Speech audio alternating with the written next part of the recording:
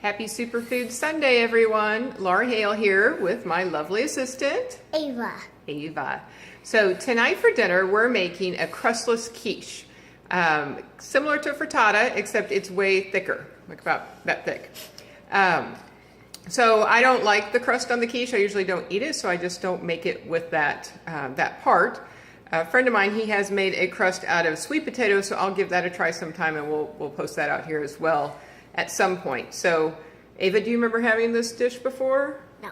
No. All right. Well, she did like it. And so what we do is we use whatever vegetables we happen to have available in our refrigerator. So let me turn the camera around, and I'll show you what we are using today. Okay, so for our quiche tonight, we have some green zucchini, yellow squash, some onion. I had some baby portobello mushrooms that we've sliced up. I like the portobellos. They stay a lot longer, fresher in our refrigerator. It seems like they're at our local Sam's Club. I have a few ounces of feta cheese here that we will crumble up and put in there. And then I have 18 eggs, so I'm doing 18 eggs in mine. You can do less if you wanted. We obviously have a lot of eggs on hand, and this will be also part of our meal prep.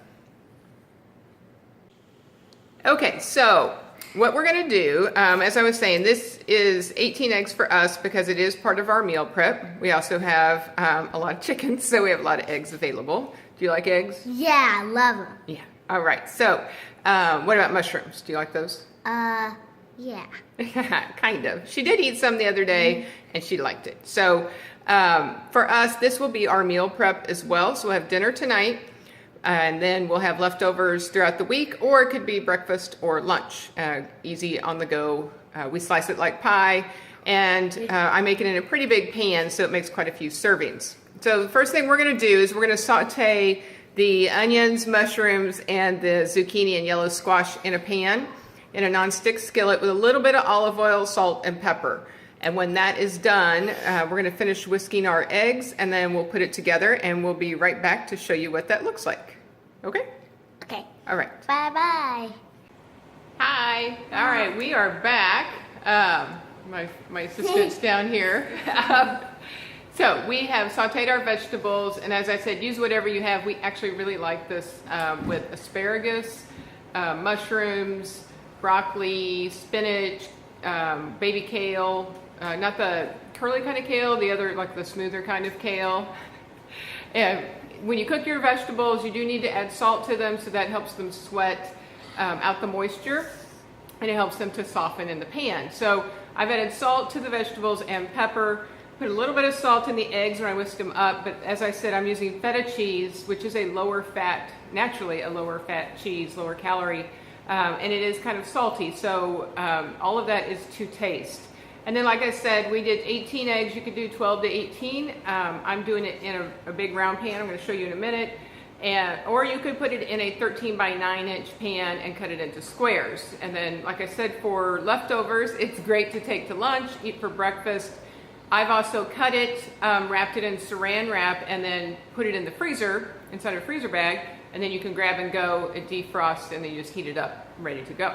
On the cheese, I've also done it without cheese, feta cheese, or mozzarella, which is also a lower fat cheese. So, Ava likes her cheese, don't you? Yes, she does. Yes. So, I'm going to show you, see if I can do this without having too much problem. So, this is our vegetables here, and then this is the pan that we're going to use, and we have our eggs. So what we're going to do, I turned off the vegetables. Sometimes I let them cool off. You could make this in the morning and cook it earlier, heat it back up, or just prep everything and then put it together later. So and there's my little assistant's head. Okay, come back over here, sweet. Okay. So come on this other side of me. So I'm going to take the vegetables, and I just put them in the bottom of my pan that I'm going to use. And I do have a little bit of liquid, so it won't hurt it to go in there, but I just kind of tilt it towards the bottom, and that way you don't have to include it. And then when I put them in here, kind of arrange the vegetables the way you want them, because otherwise you'll have too much in one spot. So just evenly put them in the pan. And with my eggs, like I said, I did add salt to the eggs, and then I added a little bit of water to them when I mixed them. I don't do the milk for this because I don't want them that fluffy. And I've got my oven heated to 400 degrees. And I'm going to bake it until it is firm, which is about 40 minutes, but it really does depend on the humidity levels and the moisture in your egg. So our eggs are very fresh, and so the whites are taller and the yolks are bigger and darker. And Abe is giving them a good stir over there. So I have this in the bottom of my pan. It's all evenly distributed. And then, thank you, sweetheart. Then I'm going to take our eggs, which get a little workout in, whisking those babies up, I'll tell you, 18 of them. And then you're going to pour this gently into the pan so you don't make a big wave and move all your vegetables around. And so I'm just going to pour this in there. And like I said, the size pan really depends on how many eggs you use and how thick you want it. Now this is going to puff up when you're baking it. It'll get very puffy, and then it'll get brown, and you can have it as brown, obviously, as you would like. That's to your preference on how you like your eggs cooked. So, like I said, any kind of quiche recipe you could actually do this with, and I'm just not using the crust. And then I'm going to take my feta cheese, and I'm just going to crumble it into chunks and put that in there. And then I'm going to pop the whole thing in the oven, check it in 30 minutes, see where it's at, and then in about 40 minutes, maybe 45, it'll be done.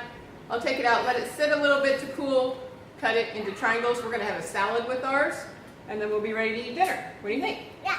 Yes. I had to take a drink of water. Oh, she had to have some water. So water's good for you. So got to stay hydrated. So that's the quiche, crustless quiche. That's what's for dinner tonight. Give it a try. Let me know if you have any questions on how we did this.